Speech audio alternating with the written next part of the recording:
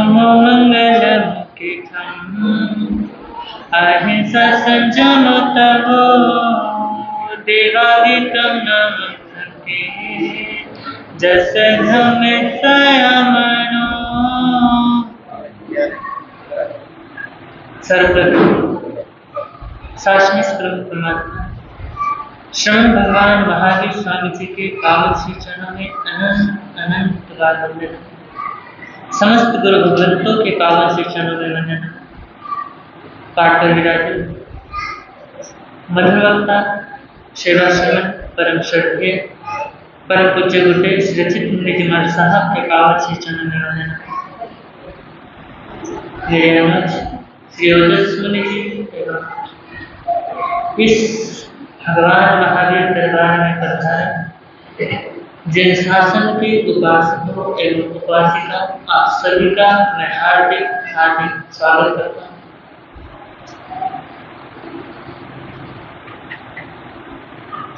आप सभी का ये सौभाग्य रहा किससे जोड़े आपको भगवान महावीर की वाणी को उठाने का क्या सौभाग्य। तो कहते हैं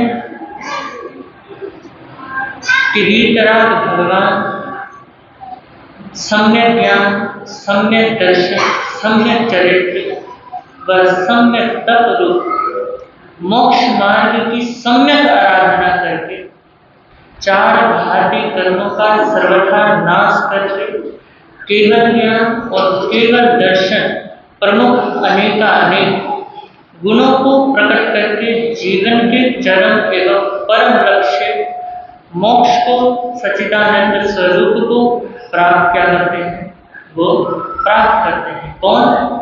जो अरिहंत परमात्मा। संसार समुद्र में गोते खा रही आत्माएं भी उस स्वरूप को जाने, उस स्वरूप को समझे, उस स्वरूप का आनंद उठाए, इस करुणा भाव से परमात्मा क्या देते हैं? उपदेश देते हैं। जिनवाणी की प्ररूपणा करते हैं। जैन धर्म का समस्त वांग्मय किसकी वाणी है? अरिहंत परमात्मा की तीर्थंकरों की वाणी है। यह क्या है? नित्य ध्रुव और शाश्वत। और ग्रंथों में कहा है इन्नेर निदर्थम पगेयम सत्यम अनुत्तरम केवलम परिपूर्णम निरावयम संशुद्धम सर्वगतम सिद्धिमग्गम मुक्तिमग्गम निजानमग्गम निवानमग्गम अवितः मवि संधि सब दुःखपरिमग्गम इत्थं थिया जीवा सिद्धन्ति बुद्धन्ति मुच्यन्ति परिविवयन्ति सब दुःखान्तं करन्ति। यानी यह वाणी सत्य अनुत्तर परिपूर्ण तर्क संगत परम शुद्ध शल्य निवारक तथ्यभूत असंदिग्ध तथा मोक्ष और निर्वाण के सच्चे मार्ग की क्या है? प्रदर्शिका है।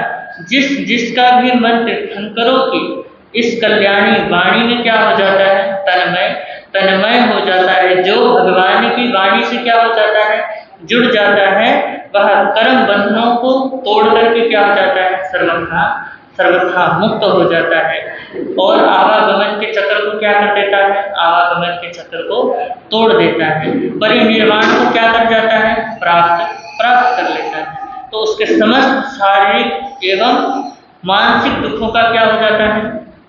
सब दुखान अंतम करन्ति, यानी सभी मानसिक दुख क्या हो जाते हैं? दूर हो जाते हैं। तो इस प्रकार आगमों में निर्ग्रंथ प्रवचन भी क्या है?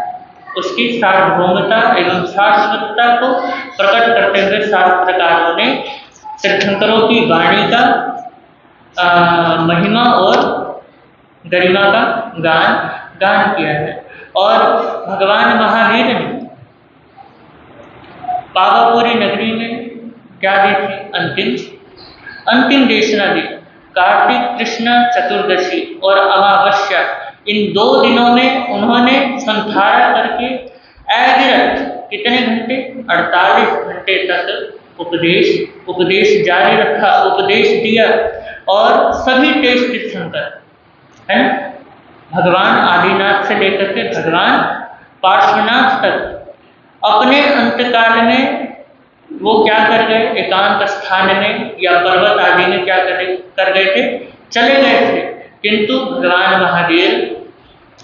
महावीर ना कहीं जंगल में गए, ना ही किसी पर्वत में गए। क्यों नहीं गए? क्योंकि उनको पता था कि इस काल में आगे कोई तीर्थंकर होने वाला नहीं है। तो अपनी दिव्य वाणी से उनको जितना हो सकता था उन्होंने क्या दिया, हमें उपदेश दिया और लोगों को उतना ही प्रतिबोध देते चले गए। और कार्तिक कृष्ण चतुर्दशी के दिन उन्होंने पुण्य फल विपाक के 55 अध्ययन और पाप फल विपाक के 55 अध्ययन, कुल मिलाकर 110 अध्ययन फरमाए। परंतु हमारा ये दुर्भाग्य रहा कि वो क्या नहीं हो पाए, लिपिबद्ध यानी लिखे नहीं गए, यानी वो क्या हो गए, विच्छेद हो गए, यानी समाप्त हो गए। और वर्तमान में जो विपाक सूत्र क्या है, विद्यमान है, उसके जिसमें 10 क्या है, पाप विपाक यानी दुख विपाक के 10 अध्ययन है और सुख विपाक के कितने अध्ययन है, 10, यानी कुल मिलाकर कितने हैं, 20 अध्ययन है। तो इसकी रचना प्रथम द्वादशांगी में आचार्य सुधर्मा स्वामी जी ने की है। तो अमावस्या के दिन भगवान ने उत्तराध्ययन सूत्र फरमाया, जो उनकी अंतिम देशना थी, अंतिम वाणी थी।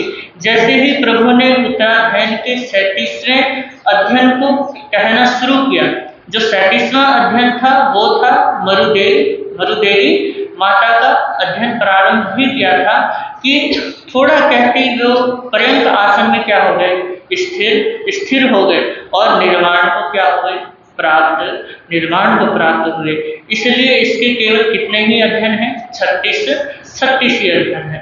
तो इसका प्रत्येक अध्ययन अपने आप में क्या है, प्रत्येक दृष्टि से परिपूर्ण है। और जिस अध्ययन में जो बात क्या की गई है, उठाई गई है, जिस विषय को छेड़ा गया है, उसके अंतस्थल तक क्या किया है शास्त्रकार ने जाकर के, यानी जैसे गहराई में गोताखोर क्या करते हैं, डुबकी लगाते हैं, उसी प्रकार जिस अध्ययन में जो विषय उठाया गया है उसके अंतस्थल तक पहुंचकर ही शास्त्रकार ने क्या किया है, विश्राम लिया है। और इसमें जीवन के विविध पहलुओं का क्या किया है, वर्णन किया है। विविध पहलुओं की चर्चा छेड़कर उसके समीचीन एवं युक्त समाधान क्या किए गए हैं, प्रस्तुत किए गए हैं। और उत्तराध्ययन एक ऐसा शास्त्र है जो कुज्जे में बंद ज्ञान का एक क्या है, समुद्र है। यानी कहने का मतलब यही है कि जो इसमें है वो अन्यत्र नहीं है, जो अन्यत्र है वो सब इसमें है।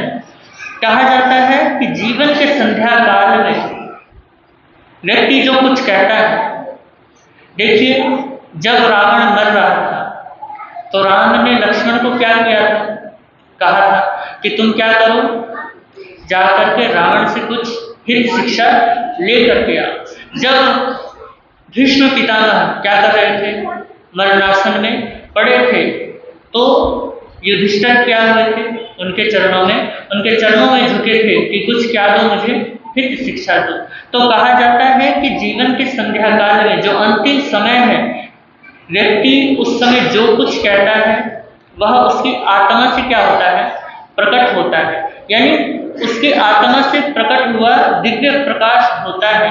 जीवन का परम और चरम सत्य क्या करते हैं, वो चरम सत्य प्रकट कर देते हैं।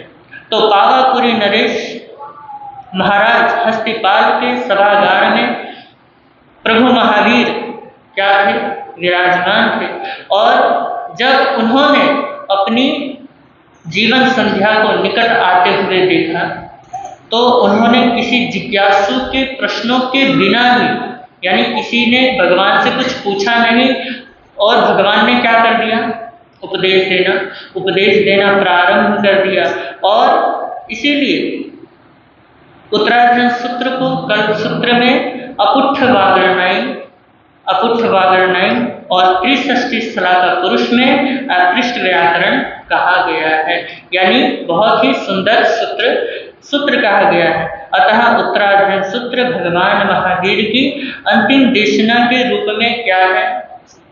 दिव्य आलोक है। और इस आलोक को हम क्या करेंगे? 27 दिन तक देखेंगे, यानी उस प्रकाश को क्या करेंगे? ग्रहण करेंगे। उस अमृतमय वाणी को क्या करेंगे? हम पिएंगे कि भगवान की वाणी में क्या अमृत भरा है। तो ये मेरा सौभाग्य रहेगा कि मैं क्या करूँगा? आप सभी को शुद्ध आराधना करवाऊंगा, और ये आपका सौभाग्य रहेगा कि आपको श्रुत आराधना सुनने का क्या मिला है? सौभाग्य मिला है। और आप क्या करोगे? शुद्ध आराधना करोगे। तो जितना हो सकेगा गुरु कृपा से मैं उतना क्या करूँगा? उतना करवाने का कोशिश करूँगा। इन्हीं शब्दों के साथ ओम शांति, ओम शांति।